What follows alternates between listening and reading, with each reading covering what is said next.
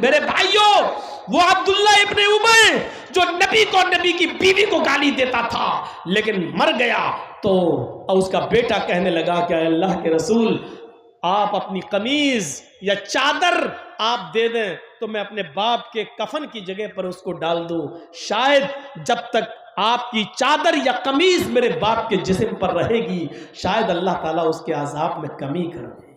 अल्लाह के नबी ने फौरन कमीज उतार के दे दी। हजरत उमर ने कहा, अल्लाह के रसूल, उस जालिम को कमीज दे रहे हैं जो आपको गाली देता रहा जिंदगी भर और आपकी बीवी को, अम्मा आयशा पर तोहमत लगाता रहा, जिना की गंदी गंदी तोहमत लगाता रहा, आप उसको चादर दे रहे हैं, आप उसको कमीज दे रहे हैं। अखलाक का आलम यह था कि अल्लाह के नबी फरमाते हैं, ऐ उमर, अगर मेरी कमीज पहन लेने से या चादर पहन लेने से अगर अल्लाह उसके अजाब में कमी कर दे तो मेरा क्या बिगड़ जाएगा? अगर अल्लाह उसके अजाब में कमी कर दे तो मेरा क्या बिगड़ जाएगा? लोगों ने कहा, अरे अब्दुल्ला इब्ने उबय के बेटे, जो रसूल अपनी चादर या कमीज दे सकता है तो वो तेरे बाप का जनाजा क्यों नहीं पढ़ा सकता? गुजारिश तो कर, रिक्वेस्ट तो कर। अल्लाह के नबी के पास आया बेटा, कहा, अल्लाह के रसूल, अगर मेरे बाप का जनाजा पढ़ा दें आप तो आपका क्या बिगड़ जाएगा? आपने कहा, कुछ नहीं, चलो मैं तुम्हारे बाप का जनाजा पढ़ाता हूं। आप अल्लाह के नबी जैसे ही खड़े हुए, उमर फारूक ने पीछे से कमीज पकड़ के खींचा, नहीं, मैं इसका जनाजा नहीं पढ़ाने दूंगा। और अल्लाह के रसूल जो जिंदगी भर आपको गाली देता रहा और आपकी बीवी पर जिना की तोहमत लगाता रहा, आज वो मर गया और आप उसका जनाजा पढ़ा रहे हैं, मैं नहीं पढ़ाने दूंगा। अल्लाह के नबी ने कहा, उमर, मेरे दामन को पीछे से छोड़ दो। अगर मेरे जनाजे की नमाज पढ़ाने से अगर अल्लाह इसको बख्श देता है या इसका अजाब कम कर देता है तो मेरा क्या बिगड़ जाएगा? मर गया है, अब जिंदगी भर परेशान किया, अब मर गया है, अगर अल्लाह उसके अजाब में कमी कर दे तो कि मेरा कुछ नहीं बिगड़ेगा। आपने हाथ पकड़ के हजरत उमर का हटाया और खड़े हो गए, और जैसे ही खड़े होकर अल्लाह अकबर कहना चाहा, जिब्राइल अमीन आसमान से नाजिल हुए और फरमाया, अय मोहम्मद, आप अपने दुश्मन को माफ़ कर सकते हैं लेकिन अल्लाह अपने नबी और अपने हबीब के दुश्मन को माफ़ करने के लिए तैयार नहीं है। अगर 70 मरतबा भी आप इसका जनाजा पढ़ेंगे तो अल्लाह इसको बख्शेगा नहीं और इसको माफ़ नहीं करेगा। आप हट जाइए। अल्लाह के रसूल फिर सहाबा की तरफ पलटते हैं और अब्दुल्ला इब्ने उबय के बेटे से कहते हैं, अय अब्दुल्ला के बेटे, मैं तो तेरे बाप का जनाजा पढ़ाने के लिए तैयार था, आ भी गया था, उसके सामने भी खड़ा हो गया, लेकिन जिब्राइल अमीन ने आकर मुझे रोक दिया और फरमाया, 70 मरतबा भी उसका जनाजा पढ़ोगे, उसके लिए दुआ करोगे, तब भी अल्लाह उसको माफ़ नहीं करेगा। इसलिए मैं हट गया।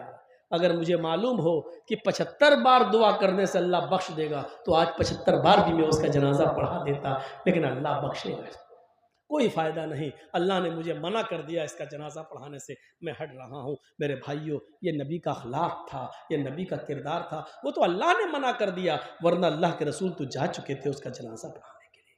वह यशहदुल जनाजा व यरकबुल हिमार। अखलाक का आलम ये था। आज साइकिल चलाने वाले को अगर बाइक मिल जाए तो बाइक इस्तेमाल करने के बाद वो जल्दी साइकिल नहीं चलाएगा। अच्छी गाड़ी चलाने के बाद अब साइकिल चलाऊं, और बाइक चलाने वाले को अगर 4 व्हीलर मिल जाए तो 4 व्हीलर चलाने वाला जल्दी बाइक नहीं चलाएगा। 4 व्हीलर पे चलने वाला हूं मैं, अब मैं बाइक चलाकर जाऊंगा यहां से वहां? नहीं, अब मैं बाइक नहीं चलाऊंगा, मैं तो 4 व्हीलर इस्तेमाल करता हूं। लेकिन नबी के अखलाक का यह आलम था कि नबी को वो सवारी मिली जिस पर आज तक न जर्जीस बैठ सका, न योगी बैठ सका, न मोदी बैठ सका, ना जो बाइडेन बैठ सका, अमेरिका का राष्ट्रपति, ना रसिया का राष्ट्रपति पुतिन बैठ सका। ज्यादा से ज्यादा जिस जहाज पर बैठे, जिस फ्लाइट पर उड़े, उसकी रफ्तार 1000-2000 किलोमीटर 1 घंटे में, इससे ज्यादा की स्पीड नहीं। लेकिन मोहम्मदुर रसूलुल्लाह तो उस सवारी पर बैठे जिसको बुर्राक कहा जाता है, जहां तक नजर जाती है वहां तक उसका पहला कदम होता है, और उस बुर्राक पर बैठकर अल्लाह के रसूल ने 7 आसमान का सफर किया है, सिदरतुल मुंतहा तक पहुंचे, और पर्दे की ओट से, पर्दे की आड़ से अल्लाह के रसूल अल्लाह से मुलाकात भी करके आए। अल्लाह को देखा नहीं, जो ये कहता है कि अल्लाह के रसूल ने अल्लाह को देखा, वो झूठा है। अल्लाह के नबी ने अल्लाह को देखा नहीं। पर्दे की ओर से गुफ्तगू हुई और वहीं पर 50 वक्त की नमाज फर्ज हुई और फिर वहीं से वापस भी आए। एक ही रात में बैतुल मक़दिस भी गए, नमाज पढ़ाई सारे नबियों को। वहीं से आपने जन्नत और जहन्नम का दौरा भी किया, जन्नत की सैर की और जहन्नम भी दिखाई दी, अल्लाह से मुलाकात भी की और 50 वक्त की नमाज का तोहफा लेके आए जो कम होते होते 5 वक्त की रह गई और फिर उसी रात में वापस भी आ गए। ऐसी सवारी पर बैठे हैं, लेकिन इतनी अजीम सवारी पर बैठने के बाद भी आपकी के अखलाक का आलम यह था कि वयरकबुल हिमार, गधे पर भी बैठ जाया करते थे और गधे पर बैठकर इधर से उधर भी चले जाते थे। आपकी के पास एक खच्चर था, आप उस खच्चर पर भी बैठे, गधे की भी सवारी की, ऊंटनी पर भी बैठे। और एक ऊंटनी तो वो थी जिसका नाम कस्बा था, जिसको हज्जतुल विदा के मौके पर लाया गया और कस्बा ऊंटनी पर कजाबा कसने के बाद आपने उसके ऊपर बैठकर हज्जतुल विदा का खुतबा दिया था लोगों के दरमियान कि लोगों, और वो खुतबा पूरा एक उसूल था, एक ज़ाब्ता था, एक दस्तूर था पूरी जिंदगी गुजारने का। वो कभी फुर्सत में सुन लेना। उस 20-25 मिनट के उस खुतबे को जो मैं 2-3 घंटे में आपके सामने रखूं तशरीह करते करते तो उसमें बहुत टाइम लगेगा। तो मेरे प्यारे साथियों, मैं बताना ये चाहता कि बुर्राक पर बैठने के बाद भी आपने गधे की सवारी की। ये नहीं कहा कि मैं बुर्राक पर बैठने के बाद अब गधे पर बैठूंगा, नहीं, गधे पर भी बैठ जाते थे, ऊँटनी पर भी बैठते थे, खच्चर पर भी बैठते थे, ये और घोड़े पर भी। ये नबी अकरम सल्लल्लाहु अलैहि वसल्लम के अखलाक का हाल था, अखलाक का आलम था। और लास्ट चीज, वह युजीबु दावतल अब्द, आप गुलाम की दावत भी कबूल कर लेते थे। अपने साथ गुलाम को बिठाकर गुलाम के प्लेट में, गुलाम के दस्तरखान पर गुलाम के साथ भी खाना खा लेते थे और इसमें आप अपनी हिचक महसूस नहीं करते थे, इसके साथ खाएंगे। कभी कभी नौटंकीबाज और ड्रामेबाजों को आपने देखा होगा, मीडिया में उनकी फोटो आती है कि देखो फलां चीफ मिनिस्टर ने, मुख्यमंत्री ने फलां दलित के घर में खाना खाया है। ये ऐसे नौटंकीबाज और ड्रामेबाज आपको बहुत मिलेंगे, एक ढूंढो तो 1000 मिलेंगे। लेकिन जब कैमरा फोटो लेता है तो आप देखिएगा कि दलित को अलग खिलाया जाता है और उसको अलग, दोनों के दरमियान 2 मीटर की दूरी रहती है, 2 मीटर की।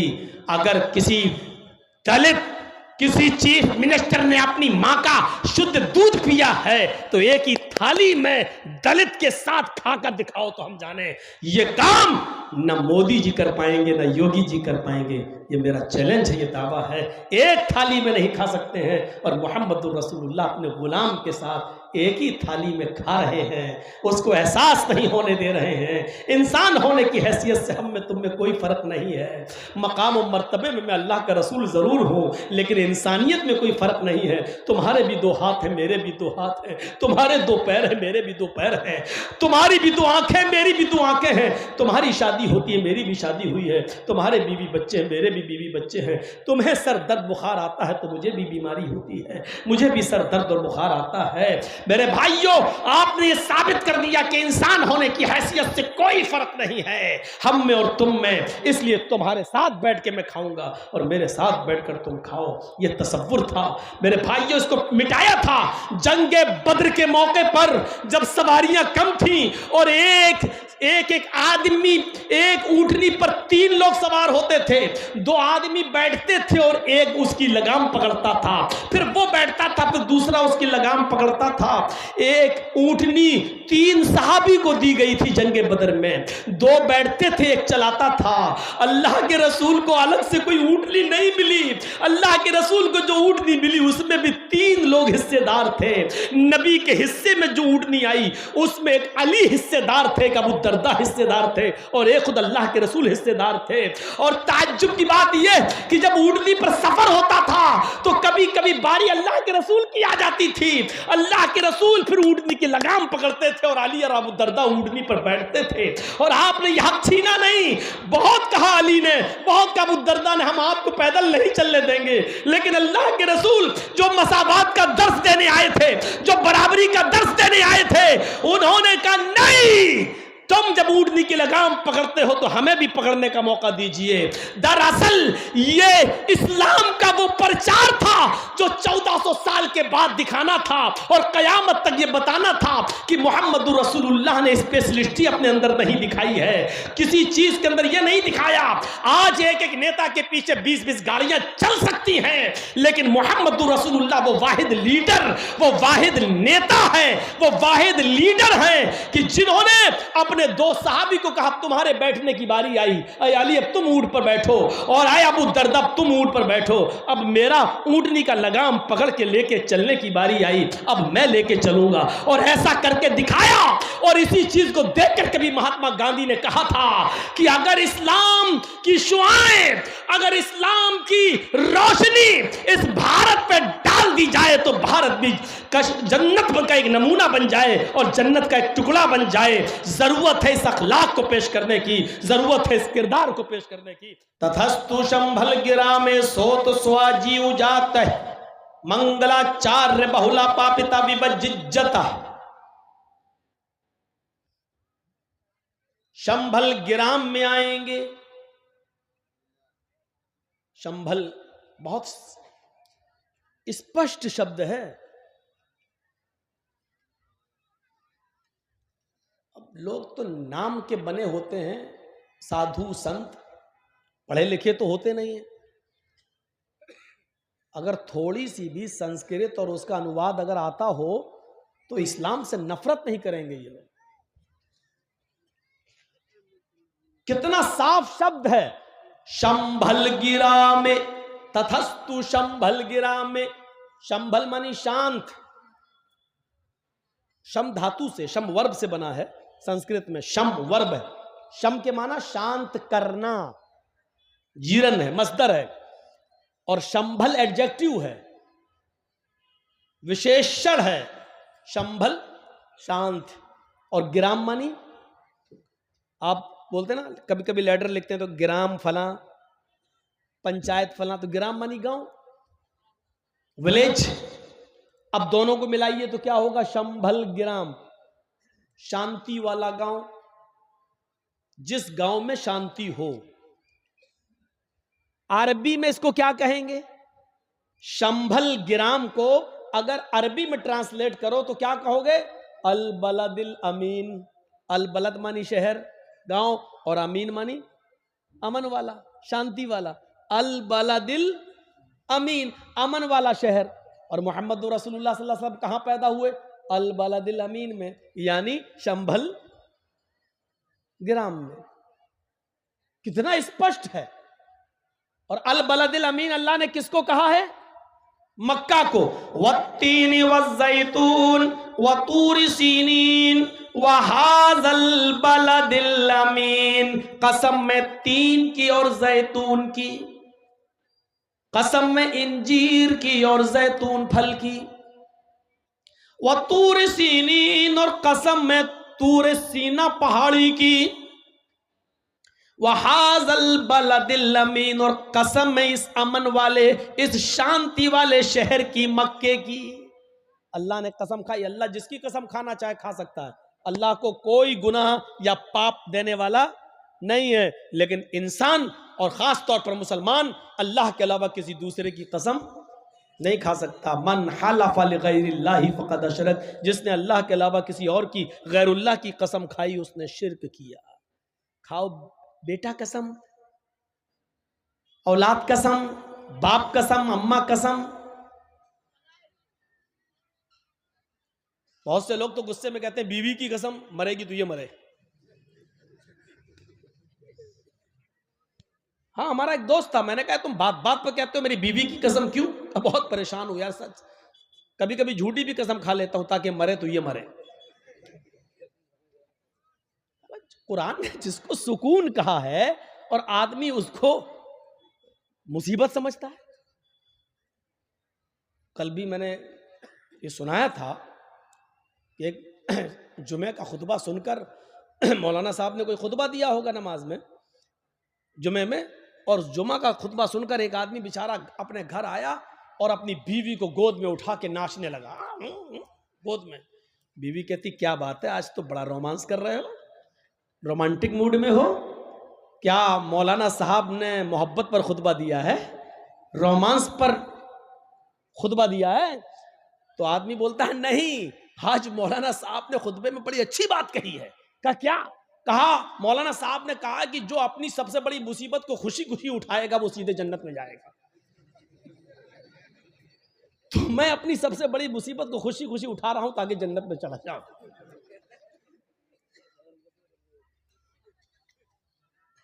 लोग कभी कभी समझते हैं, और ये भी खामखा तंग करती हैं। बेचारा काम करने गया, बार बार फोन करती हैं, कहाँ हो? आदमी भी तंग आ गया, साला घर से निकलना मुश्किल हो गया, कहाँ हो?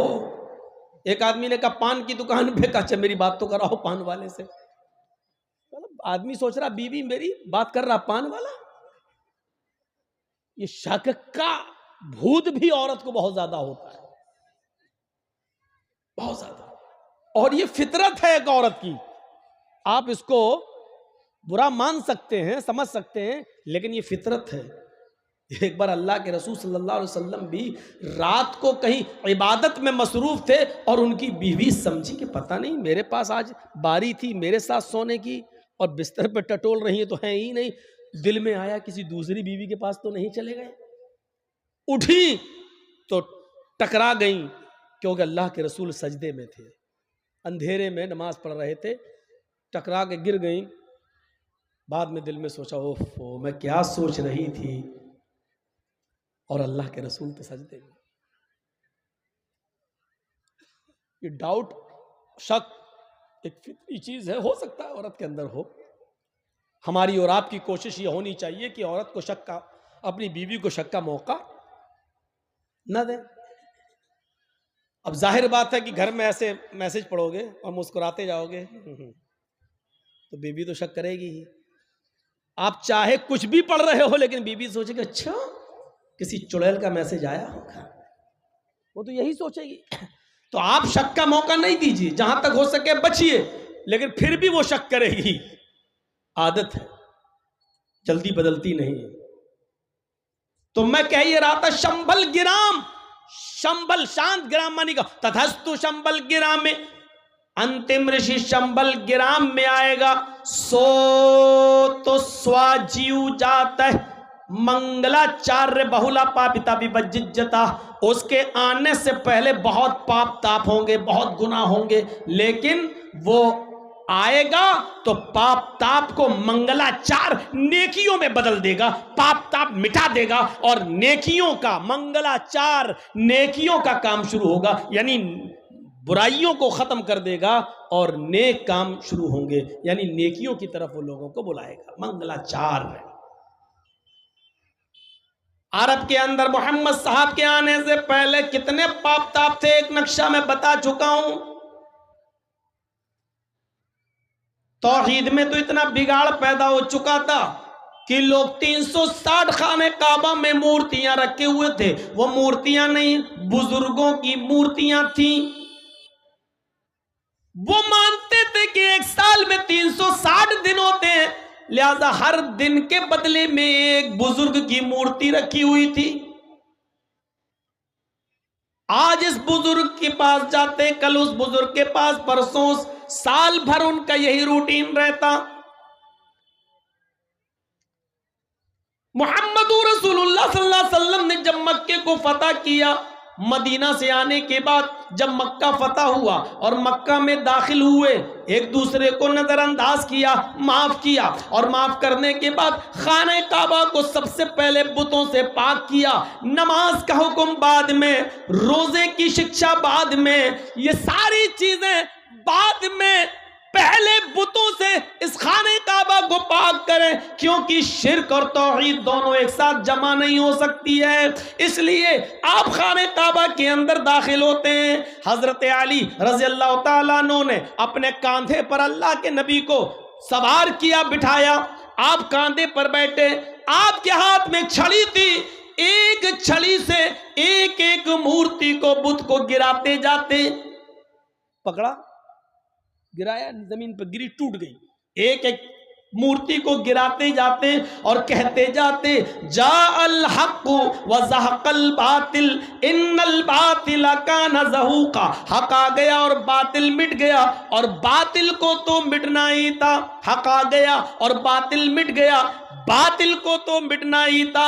हक आ गया और बातिल दब गया, और बातिल को तो मिटना ही दबना ही था। ये कहते जाते और बुत को गिराते जाते। मेरे भाइयों, इस तरीके से आपने नेक काम कराना शुरू किए।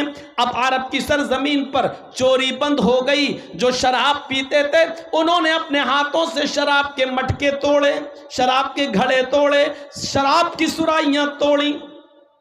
ऐसा लग रहा था जैसे सैलाब आ गया हो, पानी की बाढ़ आ गई हो। एनसाइक्लोपीडिया ऑफ बॉटनिका के अंदर लिखा है, ईसाई राइटर लिखता है एनसाइक्लोपीडिया का, क्रिश्चियन राइटर, कि नालियों से शराब बाहर निकल रही थी।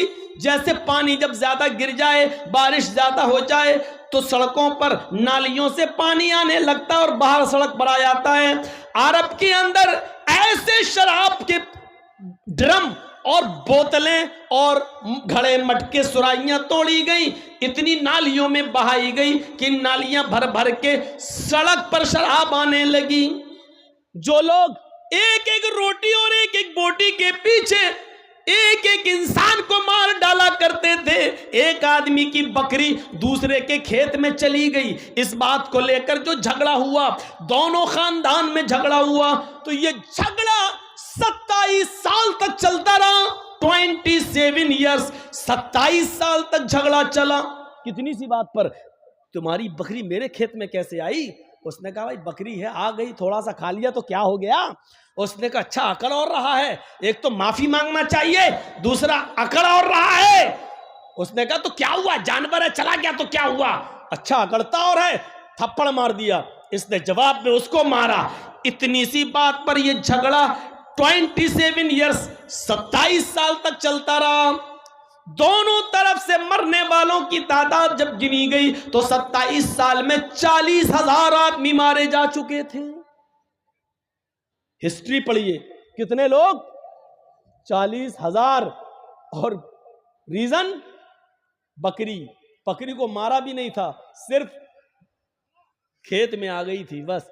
इतनी सी बात पर लेकर झगड़ा 27 साल चला। 27 साल में पूरी नस्ल बदल जाती है। मेरे भाइयों जरा गौर करो, जब दोनों तरफ से लोग गिने गए तो कितने हुए मरने वाले, 40,000। लेकिन इसके बावजूद झगड़ा बंद नहीं हुआ। इसी बीच में मोहम्मद रसूलुल्लाह को रिसालत मिली, नबी बनकर आप आए, तब आपने पैगाम दिया, इस झगड़े को बंद कराया। फिर ऐसी नेकियों के काम हुए, जो एक दूसरे की जान लेते थे वो एक दूसरे के लिए अपनी जान देने लगे। गालिबन ग़ज़वे ज़ात रिक़ा के मौके पर या ग़ज़वे तबूक के मौके पर मेरे प्यारे साथियों, कुछ सहाबा जख्मी थे। एक सहाबी पानी पिलाने के लिए उनके पास जाता है, कहता लो पानी पियो।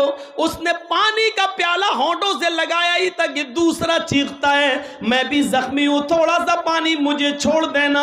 इस आदमी ने सोचा ये तो पानी थोड़ा है और मुझसे ज्यादा वो प्यासा लग रहा है। इसने कहा पहले मेरे भाई को पानी पिला दो, शायद वो मुझसे ज्यादा प्यासा है। ये दूसरे के पास लेकर गया, अभी उसके होंठों पे पानी लगाया ही तक कि तीसरा चीखा थोड़ा सा छोड़ देना, अगर बच जाए मैं भी अपने हलक को तर कर लूंगा, मेरे होंठ भी खुश्क हो चुके हैं, मेरा गला भी खुश्क हो चुका है। इस दूसरे ने तीसरे के पास भेज दिया, नहीं वो मुझसे भी ज्यादा प्यासा नजर आ रहा है। ये दूसरा के पास से हटकर तीसरे को पिलाने जाता है।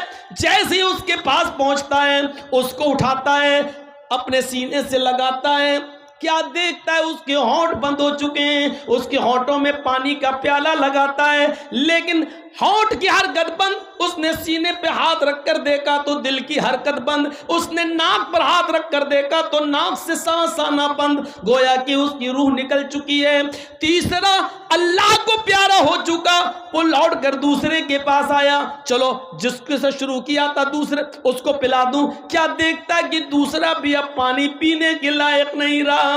आया चलो पहले से जहां से शुरू किया उसको ही पिलाकर उसको एक नई जिंदगी दे दूं। जब पहले के पास लौट कर आता तो क्या देखता है कि वो पहला आदमी भी अपनी जान जाफरी के सुपुर्द कर चुका है, आब हयात से अपना पानी अपनी प्यास बुझा चुका है। गौर करो मेरे प्यारे साथियों, जो एक एक बकरी के लिए 27 साल लड़ते थे और 40,000 लोगों के मरने के बाद भी जंग बंद नहीं होती थी, वो लोग एक दूसरे के लिए अपनी जानें देने लगे, एक दूसरे के लिए अपनी कुर्बानियां देने लगे, एक दूसरे के लिए मरने लगे, एक दूसरे के लिए अपनी जान निछावर करने लगे।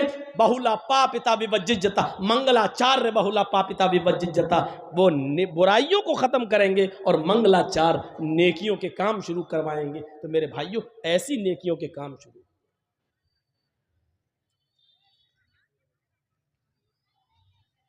तच्छुद्वा पुंडरीकाक्ष ब्राह्मण विदंबरीति भवने शंभलो विष्णु यशसुगृह सोमति प्रादुर्भाव्यम। अंतिम ऋषि आखिरी नबी शंभल ग्राम में आएगा, विष्णु यशसुगृह, विष्णु यश के घर में जन्म लेगा। साफ है, गिरहे, गिरह मानी घर, कभी कहा जाता ना गिरह युद्ध, यानी घर के अंदर लड़ाई।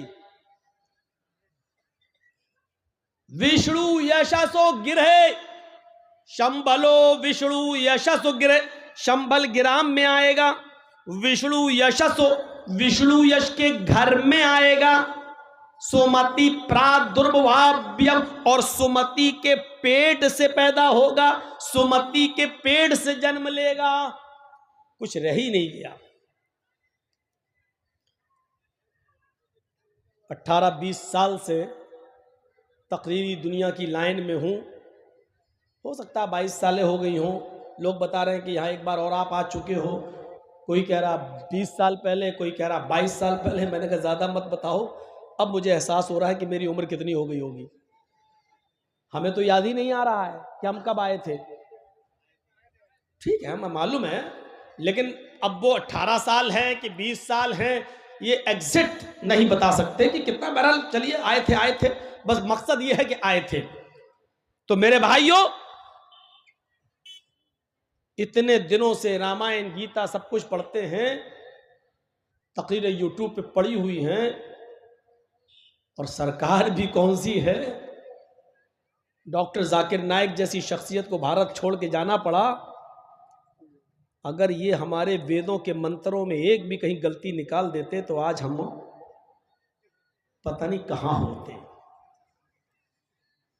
अपनी बेल भी हम करा पाते कि नहीं करा पाते, जमानत भी होती कि नहीं होती। ये बड़ा अजीब हालात हैं। एक बार बस में बैठ के सफर कर रहा था, एक पुलिस वाला आया, कहता सीट छोड़ो, हटो हम बैठेंगे। हमने कहा भाई हम पहले आए, आप भी बैठ लो, हट हम बैठेंगे यहाँ। हमने कहा भाई मैं आपको कह तो रहा हूं बैठ जाओ, लेकिन हमें क्यों उठा रहे हो, कि उठ रहा है या नहीं उठ रहा, या तुझे बंद करना है अभी जेल में जाके। मैंने कहा मैंने कोई चोरी की है जो बंद करेंगे आप? तो उसने कहा चोरी करता कौन है, अभी 10 किलो अफीम तेरे बैग में डाल देंगे, अभी 10 ग्राम 100 ग्राम अफीम तेरे बैग में डाल देंगे और कह देंगे इसके पास से निकली है, जमानत नहीं करा पाओगे। हमारे पास सब कुछ रहता है। मैंने कहा भैया आ जाओ बैठ जाओ। हालात है, क्या करेंगे आप? अपने आप को बचा लो, यही बहुत बड़ी बात है इस दौर में, वरना हालात बहुत खराब थे। और बंगाल में आप लोग अक्लमंद थे और अक्लमंदी का सबूत दे गए। यूपी वालों को समझा समझा के थक गया हूं। अब करें क्या, आप लोग कुछ और खाते हैं, वो कुछ और खाते हैं। वहां भैंस चलती है और भैंस तो बुद्धि खराब होती है, उसकी कम होती है, क्योंकि खोपड़ी में नहीं बैठ रही। हाँ साहब हमारी भी एक वो होनी चाहिए, अरे होनी तो चाहिए, उसका इनकार कौन कर रहा है, लेकिन ये तो देखो इस वक्त जरूरत क्या है। जर्जी साहब के पैर में कैंसर है, डॉक्टर कह रहा पैर कटाओ, जर्जी साहब कह रहे नहीं हमें भी दवा दो, हमें भी हक है जीने का। अरे पहले पैर कटा के जान तो बचा, अगर पैर नहीं कटाएगा तो जान नहीं बचेगी तेरी। अक्लमंदी यह है कि सीना तान कर खड़े मत हो, जान बचाना है तो पहले पैर कटा लो, नहीं तो पैर बचाने के चक्कर में पैर तो जाएगा ही जाएगा, जान भी जाएगी। इस वक्त यह कंडीशन थी हमारे। सुना ना आपने वो एक बड़ा दिलचस्प लतीफा था, एक जंगल में शेर, भेड़िया जानते हैं ना, और लोमड़ी, फॉक्स, इंग्लिश में फॉक्स कहते हैं, आप क्या लोमड़ी नहीं तो गीदड़ समझ लो, सियार। हम सियार में और लोमड़ी में हम कुछ फर्क समझते हैं, लेकिन अब एक हो तो वो आप समझे, फॉक्स, उसको इंग्लिश में फॉक्स कहते हैं, अब क्या है वो आप समझिए। हाँ चलिए सियार मान लिया। चलिए तो जंगल में तीनों जानवर शिकार करने निकले, शेर, भेड़िया और लोमड़ी, और तीनों ने शिकार किया। शेर ने हिरन मारा, हिरन, डियर, और भेड़िए ने बकरी मारी, और लोमड़ी ने खरगोश। तीनों जानवर मरे पड़े हैं। शेर आ गया, शेर ने तीनों जानवर देखे। इस शेर को अगर आप समझ जाएं तो समझ लो सब कुछ समझ गए, मैं नाम नहीं लूंगा बस। शेर ने देखा तीनों जानवर, उसने भेड़िए से कहा, हे भेड़िए, कौन सा जानवर कौन खाएगा फैसला करो। देख रहे हैं आप, कौन सा जानवर कौन खाएगा ये फैसला तुम करो। भेड़िए ने कहा बहुत आसान। देखिए जज्बात में आ गया और समझ नहीं पाया, क्या कहा, बहुत आसान। शेर ने कहा अच्छा दिखाओ तो आसानी।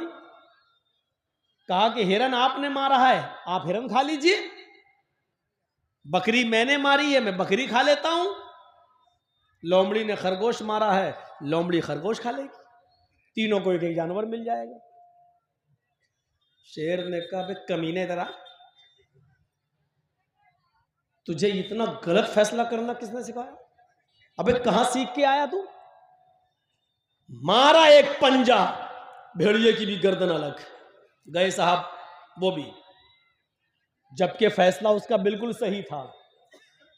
भेड़िए ने गलत फैसला नहीं किया था, फैसला सही किया था, लेकिन वो शेर के जुल्म को पहचान नहीं सका था। वो ये नहीं समझ सका कि हमसे कह कौन रहा है, ये जालिम है। शेर, फैसला उसने सही किया, तुम ये खा लो, तुम ये खा लो, तुम, मैं ये खा लेता हूं, लोमड़ी ये खा लेगी, फैसला सही था। लेकिन सही फैसला करने के बावजूद क्या हुआ,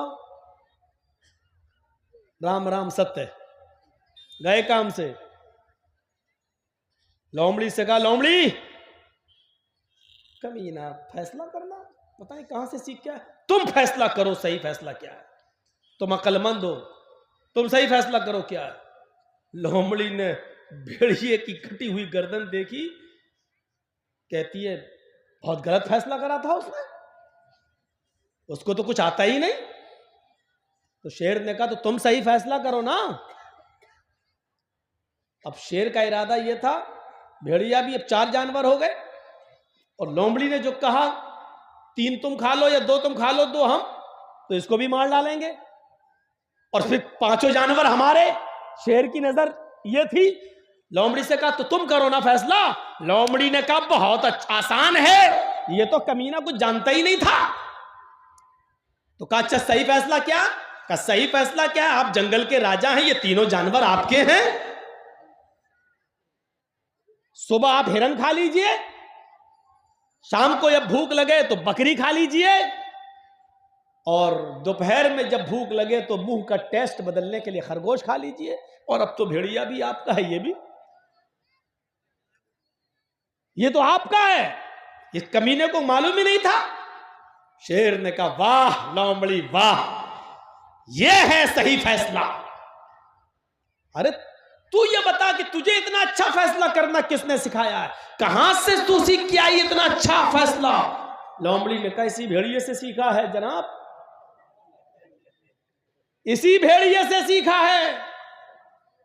यानी हालात और वक्त का तकाजा ये कह रहा है कि अगर सही फैसला मैं करूंगी तो मैं भी भेड़िए की तरह मारी जाऊंगी। इस भेड़िए की कटी हुई गर्दन ने मुझे हालात से समझौता करना सिखला दिया है, भूखा रहना गवारा करने पर मजबूर कर दिया है, लेकिन अपने आप को बचाना ये हमने जरूरी समझा है। तो अब ये बताओ कि भेड़िया अक्लमंद था या लोमड़ी अक्लमंद थी? हक बात बोलकर, सच बात बोलकर भेड़िए ने अक्लमंदी का सबूत देना चाहा, लेकिन क्या हुआ? मारा गया। और लोमड़ी ने फैसला गलत जरूर किया था, लेकिन वक्त का तकाजा यह था कि पहले अपने आप को तो बचाओ। अगर कुछ ऐसा फैसला किया तो जब हम ही नहीं रहेंगे तो फैसला करने से फायदा क्या है? तो मेरे भाइयों, लोमड़ी ने अक्लमंदी का सबूत दिया, उसने अपने आप को बचा लिया और कहा कि सारे जानवर आपके, आप जंगल के राजा, आप खाइए। तो शेर को यानी तारीफ कर दी। आज यही तो हो रहा है, जो तारीफ कर रहा है वो गंगा में नहा रहा है, वो वॉशिंग मशीन में धुल के निकल रहा है। और जो तारीफ के पुल नहीं, आप देखिए अकल, देखिए आप कैसी मारी गई। और मीडिया वालों की भी अकलें देखो कैसी मारी गई। जो अपना जिस्म छिपाकर स्कूल जा रही है, कॉलेज जा रही है, उस पर हंगामा कर रहे हैं, लफड़ा खड़ा कर रहे हैं। जो एक समाज को सभ्य बनाने में मदद कर रही है, उसके लिए हंगामा हो रहा है। और जो अपने कपड़े उतार रही है, उसको पद्मश्री अवार्ड दिया जा रहा है। अकल देख रहे हैं आप? अकल ये है। आप इशारा समझ गए होंगे ना? किसको नाम नहीं लूंगा, ये इतने महत्वपूर्ण लोग नहीं है कि मैं इनके लिए अपनी 2-2, 5-5 करोड़ की तकरीर बेकार करेंगे। ये इतने मुबारक लोग नहीं है। कभी कभी लगता है कि बहुत बड़ी हस्ती, उनका नाम लेने से पहले वुजू बना लेना चाहिए, तब इनका नाम लेना चाहिए। लेकिन फिर सोचता हूं इनका नाम लेने से कहीं वुजू ना टूट जाए, फायदा क्या है? ये इतने अच्छे लोग नहीं है कि इनका नाम लेकर हम अपनी करोड़ों की तकरीर बेकार कर दें। कुरान और हदीस की तो कोई कीमत होती ही नहीं है, तो हम ऐसी चीज को क्यों बेकार करें? नाम लेने की जरूरत ही नहीं है मेरे भाइयों। हिजाब कपड़ा पहनना, अरे वो कपड़ा जो सीता जी ने, रावण जब उनको लेके भागा, ऐसी पोजीशन में भी उनका चेहरा नहीं देख सका रावण। और जब लक्ष्मण ने वो नथुनी उठाई और हनुमान ने कहा कि चप्पल ओढ़नी सब कुछ पहचान गए, तो ये नाक में पहनने वाली नथुनी क्यों नहीं पहचान पाए?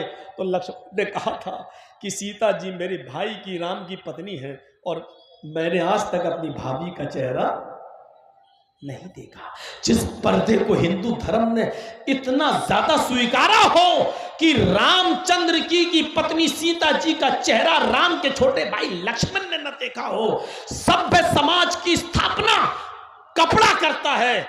औरत उस वक्त सबसे ज्यादा अच्छी होती है जब वो सबसे ज्यादा कपड़ा पहने हुए हो। और सुनो, जो औरत जितना ज्यादा कपड़ा अपने जिस्म पर पहनेगी, वो उतनी ही ज्यादा सभ्य और तहजीब वाली कहलाएगी। और जिस औरत के जिस्म पर जितने शॉर्ट कपड़े होंगे, वो उतनी ही ज्यादा समाज के लिए कलंक होगी और दागदार बनाने वाली होगी।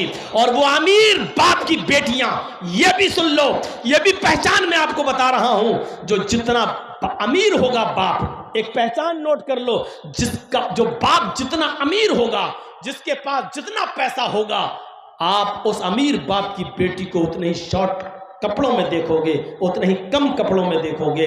बाजारों में फिरने वाली, अपनी टांगे दिखाने वाली, अपनी रान दिखाने वाली, स्कर्ट पहनने वाली और ब्लाउज पहनने वाली लड़कियां, जिसके जिस्मों पर जितना कम कपड़ा हो, आप समझ लेना कि ये उतने ही बड़े बाप की बेटी है, ये उतने ही अमीर बाप की बेटी है।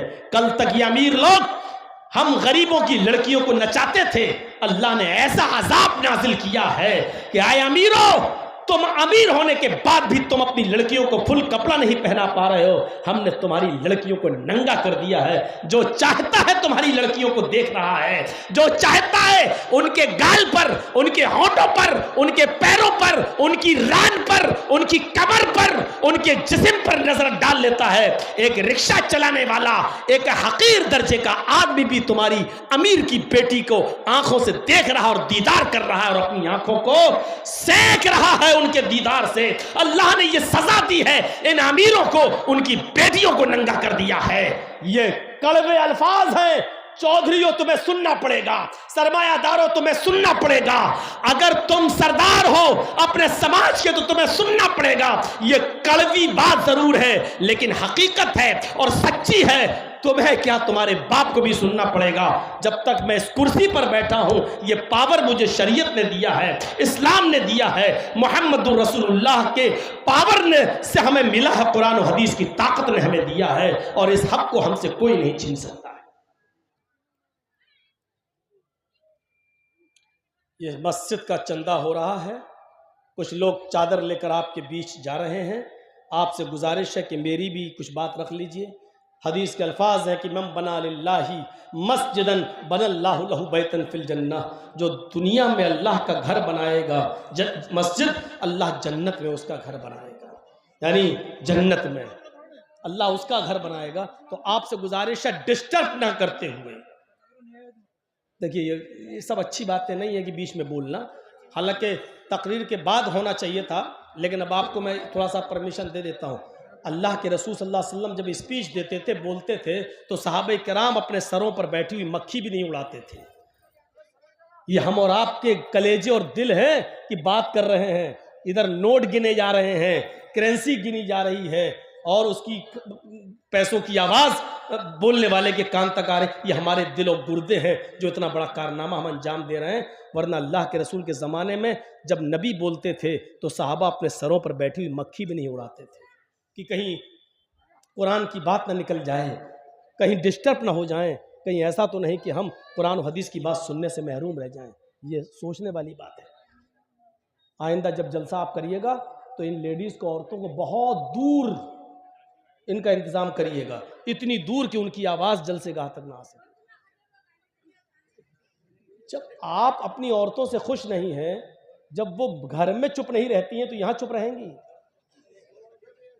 आप नहीं जानते हैं औरत कैसा ट्रांजिस्टर है, ये बंद हो ही नहीं सकता। एक आम के पेड़ के नीचे दो औरतें बातें कर रही थी, एक आम टूट के गिर गया। एक औरत बोली ये कैसे गिर गया है, ऊपर से कैसे गिर गया। दूसरी औरत कुछ बताने ही वाली थी कि आम खुद बोला तुम दोनों की बातें सुन सुन के पक गया, इसलिए गिर गया। तो ये हाल है औरतों का। और जलसे के बगल में आपने इनको लाके खड़ा कर दिया। आज तो मौका मिला है इनको अपनी साड़ी दिखाने का, चप्पल दिखाने का, पर्स दिखाने का। आज तो बता रही हूं कि हम फला दुकान से लाए, तुम भी फला दुकान पे चली जाना। आज तो मौका मिला है उनको, और इतना अच्छा मौका बेचारी का हाँ मौलाना जर्जीज की तकरीर सुनने में लगाएंगी, इतना अच्छा मौका छोड़ देंगी। आज मछलियां नहीं बिकेंगी तो कब बिकेंगी? देख रहे हैं, वो समझ ही नहीं पा रही कि हम बोल क्या रहे हैं। बस वो स्क्रीन पे देखने आई है कि हाँ कोई है मौलाना जो बोलता है, बस ये सुनने आई हैं। मेरी माँ बहनों को सुन लो थोड़ा सा, अब तो सीरियल देखती होगी इसलिए समझ रही होगी थोड़ी बहुत मेरी बात। औरतें आजकल सीरियल बहुत देखती हैं और सीरियल देख देख के ही तो हुकूमत कर रही है। एक नाटक बनाती थी, आज मंत्री बनी बैठी है। सास भी कभी बहू थी, ऐसे से नाटक। तो मेरे भाइयों, मैं कह ये रहा था कि अक्लमंदी का तकाजा यह है कि पहले आदमी अपने आप को बचाए। जब आप बचोगे तभी। मसलहत बड़ी अजीब चीज होती है। अल्लाह के नबी सल्लल्लाहु अलैहि वसल्लम के पास एक सहाबी आए और कहा, नए नए मुसलमान हुए थे, कहने लगे अल्लाह के नबी मेरे अंदर 4 गुनाह पाए जाते हैं लेकिन चारों एक साथ नहीं छोड़ सकता हूं। देखिए, जबकि बुराइयां चारों हैं। कहा अल्लाह के रसूल मेरे अंदर 4 बुराइयां पाई जाती हैं लेकिन चारों नहीं छोड़ सकता, आप कहें तो एक छोड़ दूंगा। तो आपने कहा अच्छा पहले बताओ तो कि क्या है वो 4 बुराइयां। कहा अल्लाह के रसूल मैं शराब पीता हूँ, शराब पीने के बाद फिर मैं जिना करता हूँ, जिना से फारिग होता हूँ तो फिर मैं चोरी करता हूँ। आपने कहा और चौथी बुराई? कहा चौथी बहुत छोटी है। क्या? मैं झूठ बहुत बोलता हूँ। ये 4 बुराइयां मेरे अंदर पाई जाती हैं। अब आप बताइए, आपके कहने से एक छोड़ सकता हूं तो अल्लाह के रसूल को चाहिए था कहना चाहिए नहीं, चारों इस्लाम में हराम है, चारों छोड़ो। लेकिन आपने कहा अगर चारों कह दूंगा तो वो एक भी नहीं छोड़ पाएगा। अभी वो ये तो कह रहा कि एक छोड़ दूंगा, अगर मैं कह दूं सख्ती कर दूंगा तो गुस्से में भाग जाएगा, नहीं नहीं हम चारों नहीं छोड़ पाएंगे। तो फिर फायदा क्या है? आया हुआ शिकार हाथ से निकल जाएगा। देखिए मसलहत, देखिए क्या हिकमत, देखिए जबकि हराम चारों हैं, शराब भी हराम, जिना भी हराम, चोरी भी हराम, झूठ भी हराम, लेकिन अल्लाह के रसूल ने चारों सुनने के बाद कहा अच्छा एक छोड़ सकते हो? कहा कि फिर झूठ छोड़ो। हंसता बड़ी तेजी करके। आपने कहा क्यों हंस रहे हो?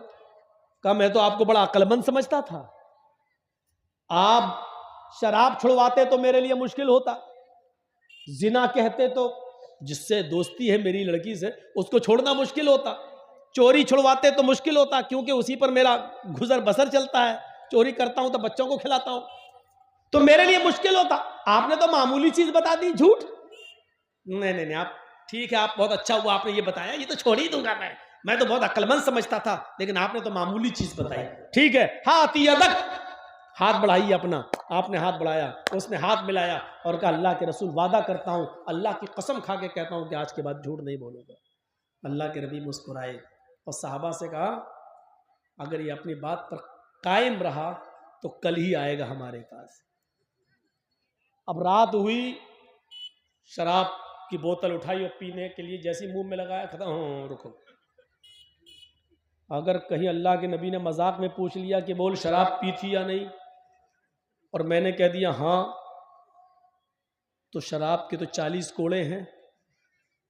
जब मैं खुद कबूल कर लूंगा तो गवाह की जरूरत ही नहीं है, तो 40 कोड़े मारे जाएंगे, 2 कोड़े तो खा नहीं पाऊंगा मैं, 40 कैसे? और अगर मैंने कह दिया नहीं तो ये झूठ हो जाएगा। और मैं अल्लाह की कसम खा के, पहले जमाने के लोग अल्लाह की कसम खा लेते थे तो उसको निभाते थे। नहीं, अगर मैंने कह दिया नहीं तो ये झूठ होगा, और मैं अल्लाह की कसम खा के आया हूं कि मैं झूठ नहीं बोलूंगा। अरे छोड़ो यार, शराब छोड़ देता हूं, क्या हो। औरत के पास गया जिना करने के लिए, हदीस के अल्फाज तो ये हैं कि वो दोनों तैयार हो गए जिना के लिए। तैयार का मतलब कपड़े अपने उतर चुके, लेकिन उसी वक्त सोचने लगा हाँ नहीं नहीं नहीं रुको यार, कहीं अल्लाह के नबी ने अगर पूछ लिया कि बोलो कल जिना किया था या नहीं, और मैंने कह दिया हाँ शादीशुदा हूं, पत्थरों से मार मार के खत्म कर दिया जाएगा। और अगर मैंने कह दिया कि नहीं तो ये झूठ होगा, और मैंने अल्लाह की कसम खाकर वादा किया कि मैं झूठ नहीं बोलूंगा, और उससे कहा मैं ये काम नहीं करूंगा, हट हट हट। कि क्या हुआ? कहा नहीं नहीं मैं झूठ नहीं बोल सकता। कहा कि झूठ नहीं बोल सकते तो सच बोल के मरना है क्या? हा? अब चोरी करने गया, हदीस के अल्फाज है कि बहुत कुछ चुरा भी लिया, दीवार फांद कर कूदने वाला था, सोचने लगा कि कर नबी ने पूछ लिया कि चोरी की थी या नहीं, और मैंने कह दिया हाँ तो हाथ काटा जाएगा, और कह दिया नहीं तो झूठ होगा, मैं झूठ नहीं बोलूंगा क्योंकि अल्लाह की कसम खा के आया। सामान जहां से चुराया था वहीं रख दिया। बड़ा परेशान घर आया, फजर की नमाज पढ़ा और अल्लाह के नबी के पास गया, चेहरा मुरझाया हुआ था। अल्लाह के नबी ने कहा कि इधर आओ, क्या हुआ? इतनी दूर कैसे बैठे? नहीं ठीक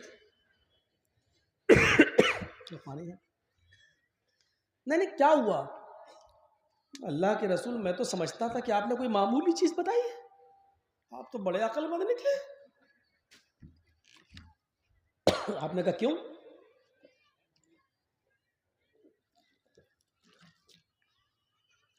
कहा क्यों?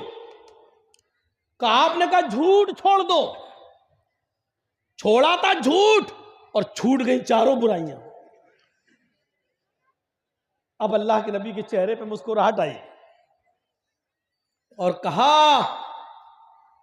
मैं जानता हूं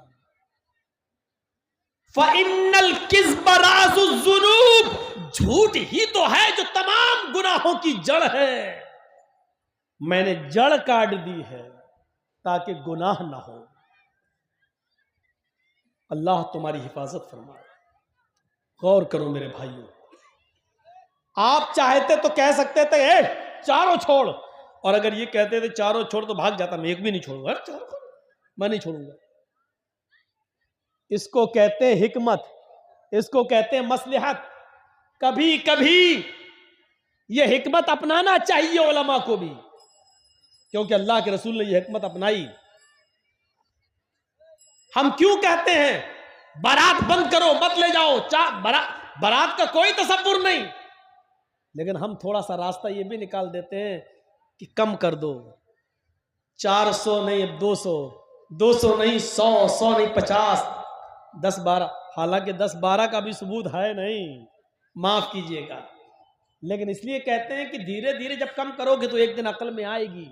फिर एक दिन ये होगा कि अच्छा आपकी बेटी का निकाह होना है, मस्जिद में नमाज पढ़ाई इमाम साहब ने और वहीं खड़े होकर निकाह पढ़ा दिया, और शाम को लड़का जाए और लड़की को लेके बीवी को लेके चला है, वहीं बैठे बैठे निकाह हो जाएगा। मेरे भाइयों, निकाह का ये तसव्वुर था। सोचो, सुनन दारमी की रिवायत, एक नौजवान इस्लाम ला चुका है, अभी इस्लाम लाया, मुसलमान हुआ है, और दूसरे ही दिन आकर कह रहा है अरे अल्लाह के रसूल मुझे इजाजत दीजिए कि मैं जिना करूं। लीजिए, मस्जिद नबवी में बैठा है और क्या कह रहा है, मुझे इजाजत दे दीजिए, एक लड़की से मेरी दोस्ती है, मैं उसके साथ जिना करना चाहता हूं। इजाजत किससे मांग रहा है? दो चीजें समझ लीजिए, इजाजत किससे मांग रहा है? जो दुनिया में अल्लाह के बाद सबसे बड़ा दर्जा किसका है? मोहम्मद रसूलुल्लाह का। इजाजत किससे मांग रहा है? दुनिया की सबसे बड़ी हस्ती से। और इजाजत किस चीज की मांग रहा है? जिना, सबसे गंदे काम की। सोचिए, इजाजत किसकी मांग रहा है? सबसे गंदे काम की। और इजाजत किससे मांग रहा है? दुनिया की सबसे बड़ी हस्ती से। आप मौलाना जर्जिस को देखेंगे, बीड़ी पीते हुए आ रहे हैं, जर्जिस साहब को देखेंगे, मौलाना आ रहे हैं, दबा दिए। बहुत कम लोग ऐसे हैं जिनके पास इतना बड़ा दिल और गुर्दा हो कि जर्जिस साहब के सामने तंबाकू खा रहे हैं। और कुछ तो दिल वाले इतने बड़े हैं कि अल्लाह का डर नहीं तो इनका डर क्या है। ऐसे भी लोग दुनिया में पड़े हुए हैं। वो तो जिना की इजाजत मांग रहा है, साहबा घूर रहे हैं, चुप। अल्लाह के नबी ने साहबा से कहा ना, डांटो नहीं। मौलाना जर्जिस से कोई कहे कि मौलाना साहब फलां लड़की से दोस्ती है, गुनाह कर लूं, मैं क्या कहूंगा? चुप, तेरी हिम्मत कैसे पड़ी इतने बड़े गंदे काम की मुझसे कहने? चुप। साहबा क्या डांट रहा है? चुप, हट। अल्लाह के नबी कह रहे नहीं, उसको डांटो नहीं। उदनु मिन्नी, ये है हदीस के अल्फाज, मुझसे करीब हो जाओ, मेरे पास आ जाओ। हाय हाय हाय। वो अल्लाह के नबी के पास आया। वो समझ नहीं रहा है कि हम क्या, जिस माहौल से, जिस समाज से निकल के आया, वहां जिना की कोई हैसियत ही नहीं। कपड़ों की तरह लड़कियां बदली जाती हैं वहां पर, आज इसके साथ कल उसके साथ परसों, कोई हैसियत, उस माहौल से निकल के आया, जिना की इजाजत मांगता है, जबकि जिना इस्लाम में हराम है। लेकिन अल्लाह के रसूल सल्लल्लाहु अलैहि वसल्लम की हिकमत देखिए, मसलहत देखिए, दूरअंदेशी देखिए। साहबा डांट रहे हैं, आप कह रहे हैं साहबा से नहीं, तो उसको मत डांटो, मैं समझाता हूं। बुलाया, इधर आओ, क्या इजाजत दे दीजिए। मैं, आपने कहा जिना करना चाहते हो? जी। अच्छा एक बात बताओ, क्यों उसके साथ ये जिना क्यों करना चाहते हो? अल्लाह के नबी, वो हमें अच्छी लगती है, उससे हमारी दोस्ती है, ताल्लुकात है, ना मैं उसके बिना रह पाऊंगा ना वो मेरे बिना रह पाएगी। ओ ये बात है। अच्छा ठीक है। ओफो, अंदाज देखिए समझाने का। अच्छा ठीक है, ठीक है, मैं भेज दूंगा, जिना करना है ठीक है, दे दो।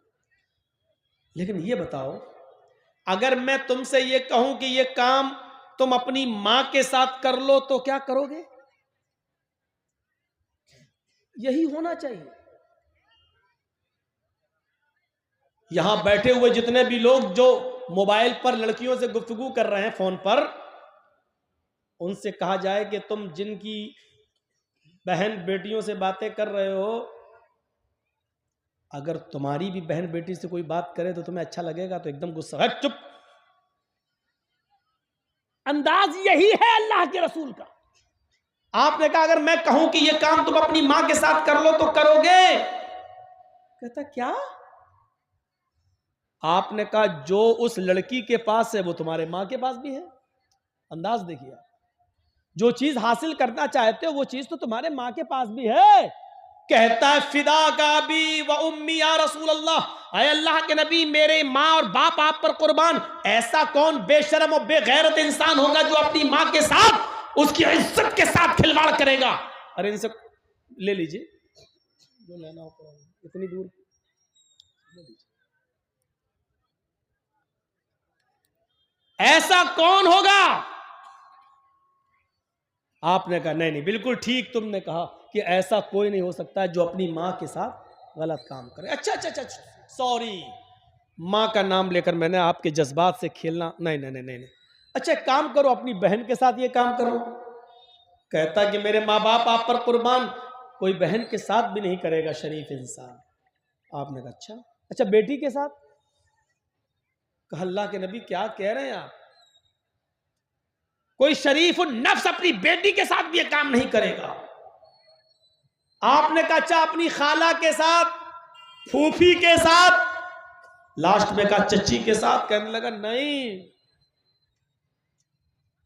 अब अल्लाह के नबी ने कहा नौजवान इतनी सी बात मुझे बता दो, जब तुम अपनी मां के साथ, बहन के साथ, बेटी के साथ, फूफी के साथ, चची के साथ, खाला के साथ ये काम नहीं कर सकते हो, तो जिस लड़की के साथ तुम ये काम करना चाहते हो वो भी किसी की मां होगी या बहन होगी या बेटी होगी या बीवी होगी या चची होगी या खाला होगी, फिर वो इंसान कैसे ये गवारा करेगा कि मेरी बहन के साथ ये काम कोई करे, बेटी के साथ ये काम करे, भांजी के साथ ये काम करे, चची के साथ ये कोई काम करे, खाला के साथ कोई गलत काम करे।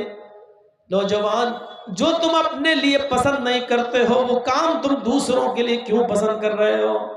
दूसरे के साथ क्यों पसंद करना चाहते हो? क्या तुम ये पसंद करोगे कि तुम्हारी बहन के साथ कोई गलत काम करे? कहा नहीं। क्या तुम ये पसंद करोगे तुम्हारी बेटी के साथ कोई गलत काम करे? कहा नहीं। कहा वो भी किसी की बहन बेटी है। इतना कहना था, उस नौजवान का के अंदर जिना का जुनून निकल जाता है और कहता कि मेरे लिए दुआ कीजिए, अल्लाह ताला मुझे जिनाकारी से बचाए, महफूज फरमाए। अल्लाह के नबी सल्लल्लाहु अलैहि वसल्लम ने उसके सर पर हाथ रखकर फरमाया कि अल्लाह इस नौजवान की नजरों की हिफाजत फरमा। उस नौजवान का बयान है कि अल्लाह के नबी सल्लल्लाहु अलैहि वसल्लम ने सिर्फ ये कहा था कि अल्लाह इस नौजवान की नजरों की हिफाजत फरमा। अल्लाह ताला ने जिना तो छोड़ो, उस दिन की तारीख से इस दुआ का असर यह हुआ कि मैंने उस दिन की डेट से, उस दिन की तारीख से किसी भी हराम चीज को नहीं देखा। अब आप बताइए कि आप उसको कह देते ए जिना की जात मार तक, तो क्या होता है? डांट रहे हैं तक फिर जाऊंगा जिना, तो वो जिना नहीं छोड़ पाता। हिकमत देखिए, दूरअंदेशी देखिए और अक्लमंदी देखिए। शरीयत ने कभी नहीं कहा कि अक्लमंदी छोड़िए, कभी कभी अक्लमंदी इस बात के लिए मजबूर कर देती है कि ऐसा करो। एक नौजवान, एक बदवी देहाती आया और मस्जिद नबवी में आकर बीचों बीच में पेशाब करने लगा। अल्लाह के रसूल वहां बैठे हैं सहाबा किराम के इर्द गिर्द, और वो पेशाब करने लगा। आपकी मस्जिद में कोई पेशाब कर दे, मस्जिद तो छोड़ो, मस्जिद के बाहर भी कोई पेशाब करे तो आप उसको लाठी डंडे लेके दौड़ने लगेंगे। सहाबा किराम ने देखा एक देहाती मस्जिद में पेशाब कर रहा है, वो भी एक बीचों बीच में, वो उठे मारने के लिए। आपने कहा ना, नहीं, कहो पेशाब कर रहा, आपने कहा कर लेने दो। कहा अल्लाह के नबी मस्जिद नापाक हो जाएगी, आपने कहा हो जाने दो, तुम इधर आओ, कर लेने दो। उसने देखा है मारने तो नहीं आ रहा, करता जा रहा है। अब वो कर रहा है, अच्छा ये बताइए, अगर इसी कंडीशन में उसको दौड़ा दिया जाता तो क्या होता? पेशाब रुकता तो है नहीं। अब वो जब करने ही लगा, इसी हाल में अब उसको भगाया जाता तो क्या होता? कर रहा, फिर इधर टिपका, फिर भागा उधर टिकला, फिर भागा उधर गिरा। तो अभी तो एक हिस्सा नापाक हो रहा है, फिर कितने हिस्से नापाक होते हैं, कितनी जगह पेशाब गिरता उसका। तो आपने कहा नहीं नहीं, कर लेने दो। कर लिया। अब वो कर लिया तो डर रहा कि अब क्या होगा, उड़ नहीं रहा। आपने कहा पेशाब करके इधर आओ। वो अल्लाह के नबी के पास आया, आपने कहा बैठो। वो बैठ गया। आपने उसी की आंखों के सामने सहाबी को जो मारने के लिए दौड़ रहे थे उससे कहा, पानी का एक डोल बाल्टी लेकर जहां इसने पेशाब किया वहां डालकर उसको धुल दो। अब सोचो, हम जिसको मारने जा रहे हैं और हमसे कहा जाए धुल दो तो क्या होगा? है? हम ही उसको मारना चाहते हैं और हमसे ही कहा जाए इसका पेशाब धुलो तो गुस्सा आएगा। लेकिन सहाबा किराम को गुस्सा नहीं था। क्यों? क्योंकि अब वो इसलिए नहीं धुल रहे हैं कि वो उसको मारना चाहते थे, इसलिए धुल रहे हैं क्योंकि जनाब मोहम्मद रसूलुल्लाह का हुक्म है। ये सोच थी उनकी। अच्छा, आपका उसका पेशाब धो रहे हैं, दिल में चाहे जो भी हो, लेकिन हुक्म है नबी का, धो रहे हैं। और जब वो धुल चुके उसका पेशाब तो अल्लाह के रसूल उस देहाती से कह रहे हैं, सुनो, ये मस्जिद है, ये अल्लाह का घर है, यहां 5 वक्त की नमाज पढ़ी जाती है, कुरान की तिलावत होती है, जिक्र व अस्कार होता है। मैं अल्लाह का नबी हूं, मेरा नाम मोहम्मद है, मेरा पाप अब्दुल्ला थे, मोहम्मद इब्ने अब्दुल्ला हूं, मुझे अल्लाह ने रसूल बनाकर भेजा है, मैं मोहम्मद रसूलुल्लाह हूं और अल्लाह ने मुझे पैगंबर बनाकर भेजा है, 5 वक्त की नमाजें फर्ज की हैं, ये अल्लाह का। ये नहीं कह रहे तुम ईमान लाओ, आपने तौहीद की दावत दे दी, रिसालत की दावत दे दी, मैं अल्लाह ने मुझे पैगंबर बनाकर भेजा, 5 वक्त की नमाजें फर्ज की गई हैं, यहाँ नमाज होती है, अल्लाह का जिक्र होता है। जाओ, आए देहाती, आइंदा इस मस्जिद का एहतराम करना, कहीं बाहर कहीं पेशाब कर लेना, लेकिन अल्लाह के घर में जहां जिक्र व अस्कार होता वहां पेशाब मत करना, आइंदा इस बात का ख्याल रखना। उसने अल्लाह के नबी की शक्ल आज पहली बार देखी है करीब से। अभी तक सुनता था जादूगर है, ये है, वो है, वो पलटता जा रहा है, मस्जिद से रुखसत होता है, लेकिन बार बार पीछे पलट कर देखता भी जाता है, देखता जा रहा है, आगे बढ़ता जा रहा है। फिर वो अपनी कौम के अंदर गया, समाज में गया और कहने लगा, आए मेरी कौम के लोगों, आए मेरे समाज के लोगों, आए मेरी कौम के लोगों, आज मैंने मोहम्मद रसूलुल्लाह को अपनी आंखों से देखा है। तुम तो कहते थे वो जादूगर है, तुम तो कहते थे कि वो साबी है, तुम तो कहते थे कि वो बददीन है, तुम तो कहते थे कि वो ऐसा वैसा है। अल्लाह की कसम, तुम झूठ बोलते थे उस नबी के बारे में।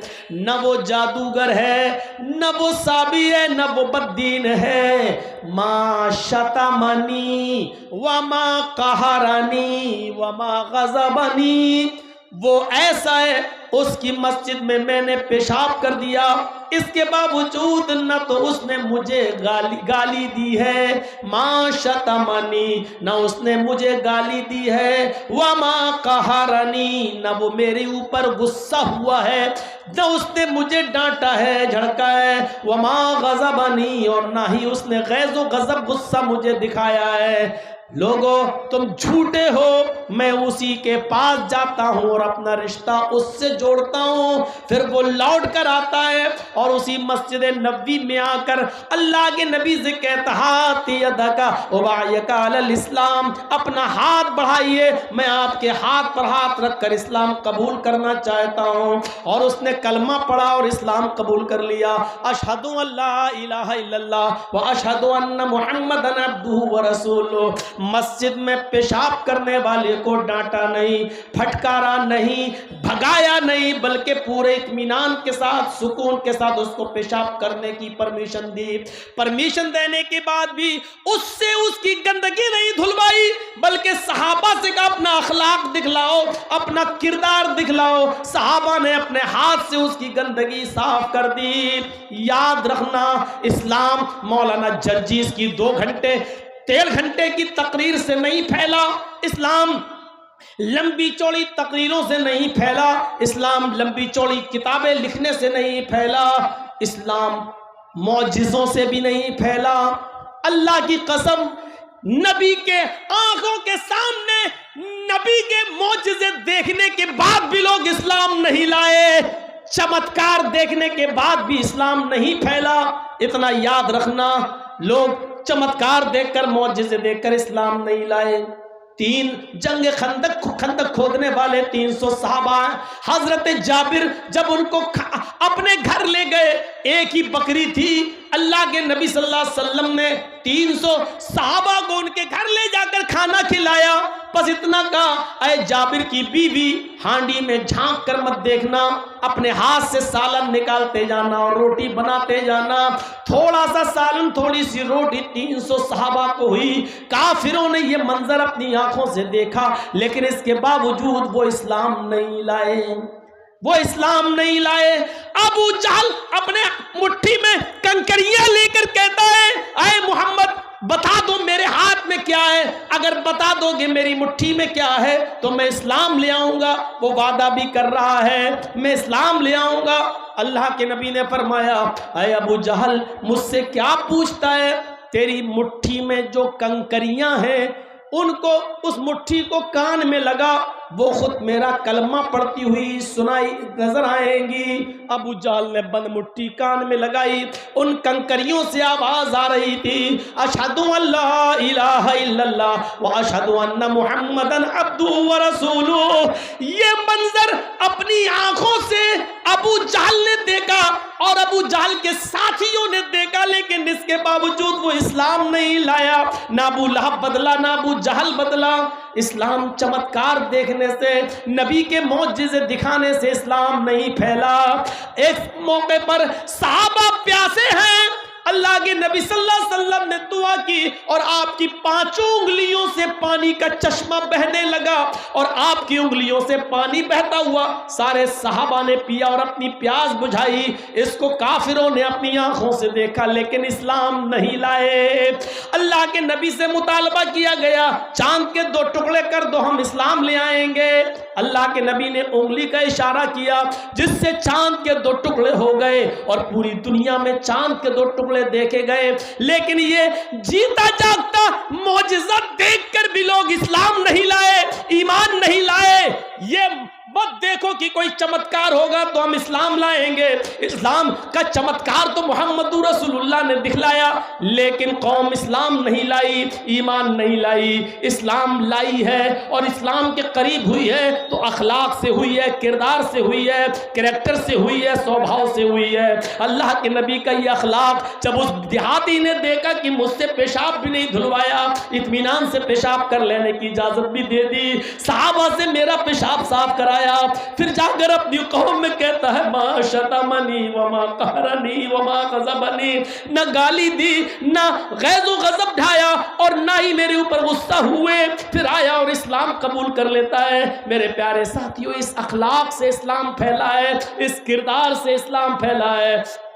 वो नौजवान जो जिना की इजाजत मांग रहा था, उसने जिना को इसलिए छोड़ा क्योंकि आपने अच्छे अखलाक से उसको समझाया, अच्छा किरदार उसके सामने पेश किया, इसलिए वो आज वो समझ जाता है। मेरे प्यारे भाइयों, यही चीज हमें और आपको समझना चाहिए। अच्छा कैरेक्टर और अखलाक हमारे अंदर पैदा होना चाहिए। जब तक अखलाक अच्छा नहीं होगा, हमारा कैरेक्टर अच्छा नहीं होगा, दुनिया इस्लाम से दूर रहेगी। अगर चाहते हो कि दुनिया इस्लाम से के करीब आए तो हमें अपना बाजू नर्म करना होगा, अपनी गर्दन झुकानी होगी, हमें नर्म लहजे में गुफ्तगू करनी होगी, हमें नर्म लहजे में गुफ्तगू करनी होगी और लोगों का दिल जीतना होगा, तब लोग इस्लाम के करीब आएंगे। मेरे भाइयों, ये अच्छा अखलाक और अच्छा किरदार है जो लोगों को इस्लाम के करीब करता है। अच्छा अखलाक होना चाहिए, अच्छा किरदार होना चाहिए।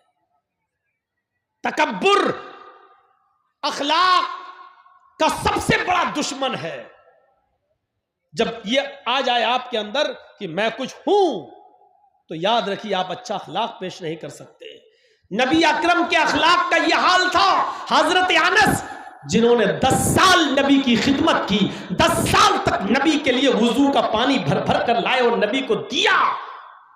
हजरत अनस 10 साल नबी की सेवा करने के बाद 10 साल का तजर्बा बयान करते हैं और कहते हैं, अल्लाह की कसम मैंने 10 साल नबी आकरम की खिदमत की, 10 साल नबी आकरम सल्लल्लाहु अलैहि वसल्लम के कपड़े धोए, 10 साल नबी का सर दबाया, 10 साल नबी का पैर दबाया, 10 साल नबी के लिए कुएं से पानी खींचकर वुजू के लिए लोटा भर भर के दिया। 10 साल मैंने नबी की खिदमत की, लेकिन इस 10 साल की जिंदगी में कभी अल्लाह के रसूल ने मुझे डांटा नहीं किसी ऐसे काम पर जिसको कहा हो कर देना, ऐ अनस ये कुर्ता धुल देना तुम मेरा, मैं जा रहा हूं नमाज के लिए और तुम भी चलो, नमाज पढ़ने के बाद तुम मेरा कुर्ता धुल देना।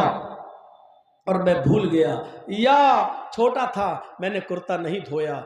आए शाम को असर की नमाज पढ़कर कहा, अनस कुर्ता धुल दिया? मैंने कहा नहीं, मुस्कुरा के रह गए। कभी ये नहीं कहा कि तुमने ये काम क्यों नहीं किया, और किसी काम को मना किया कि ये मत करना, लेकिन मैं कर गया तो कभी मुझसे ये नहीं कहा कि ये काम तुमने क्यों किया। ये 10 साल की जिंदगी है और ये वो बता रहा है जिसने 10 साल नबी के जूते साफ किए हो, जिसने 10 साल नबी का पैर दबाया हो, जिसने 10 साल नबी आकरम के कांधे से कांधा मिलाकर चला हो, नबी का खादिम जिसने 10 साल नबी की खिदमत की हो, ये वो कह रहा है कि 10 साल मैंने नबी की खिदमत की, मेरे नबी ने कभी डांटा नहीं, कभी फटकारा नहीं, कभी हमको कभी ये नहीं कहा कि ये काम क्यों किया, और कभी ये नहीं कहा कि ये काम क्यों नहीं किया। ये अखलाक था जनाब मोहम्मद रसूलुल्लाह का। वही अनस बयान करते हैं, कान रसूलुल्लाह सल्लल्लाहु अलैहि वसल्लम यऊदुल मरीज व यशहदुल जनाजा व यरकबुल हिमार व युजीबु दावतल अब्द। बुखारी शरीफ की हदीस के अल्फाज है, ये हजरत अनस बयान करते हैं कि अल्लाह के रसूल सल्लल्लाहु अलैहि वसल्लम की अखलाक का हाल ये था कि कान यऊदुल मरीज, कोई भी बीमार हो, छोटा हो या बड़ा, आप उसकी आयादत के लिए चले जाते थे, उसकी तीमारदारी करने जाते थे। और सिर्फ ये नहीं कि वो मुसलमान हो, अल्लाह के रसूल यहूदी और ईसाई और मजूसी की भी आयादत करने जाते थे।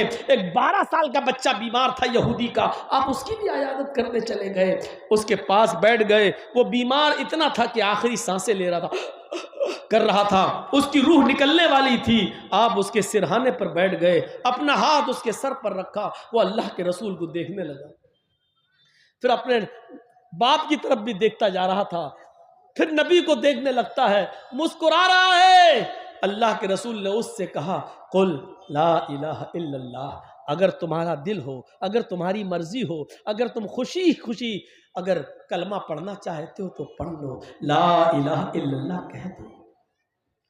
उसका दिल पहले से नबी की तरफ था, लेकिन वो अपने बाप और अपनी मां की वजह से और खानदान की वजह से वो 12 साल का बच्चा इस्लाम नहीं कबूल कर सका।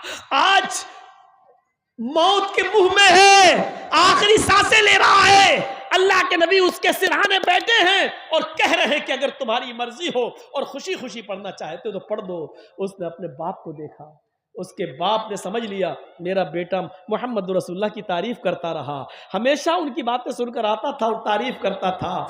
आज आखिरी वक्त में मैं अपने बेटे का दिल कैसे तोड़ दूं। कहा, बेटे अबुल कासिम की इताअत करो, जो कह रहे हैं करो, तुम पढ़ना चाहते हो पढ़ो, आज मैं तुम्हें नहीं रोकूंगा।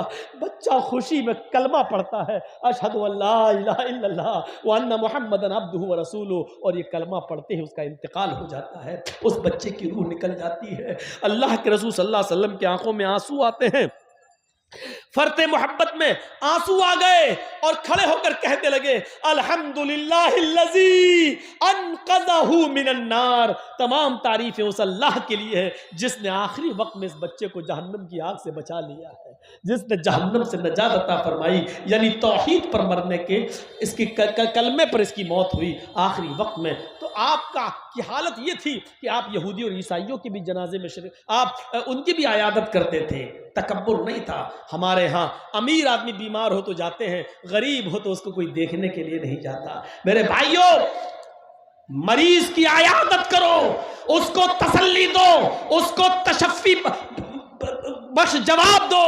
और अयादत में वो सारी चीजें शामिल है जिसकी उसको जरूरत है। मान लो गरीब आदमी है, ऑपरेशन होना है, बहुत पैसे लगना है, तो उसकी मदद भी करो, है कि लो ये, और दूसरों से भी करवाओ, क्योंकि यही अयादत है और यही तीमारदारी है। मेरे भाइयों, अल्लाह के रसूल मरीज की अयादत करते थे, छोटा बड़ा नहीं देखते थे। वह यशहदुल जनाजा, और जनाजे में भी शिरकत करने जाते थे। किसी का भी जनाजा हो आप उसमें शिरकत करते थे। यहां तक कि एक यहूदी का जनाजा आ रहा है, अल्लाह के नबी साहबा के साथ बैठे हैं, यहूदी का जनाजा आया, आप उसको देखकर खड़े हो गए। वह यहूदी का जनाजा देखकर खड़े हो गए।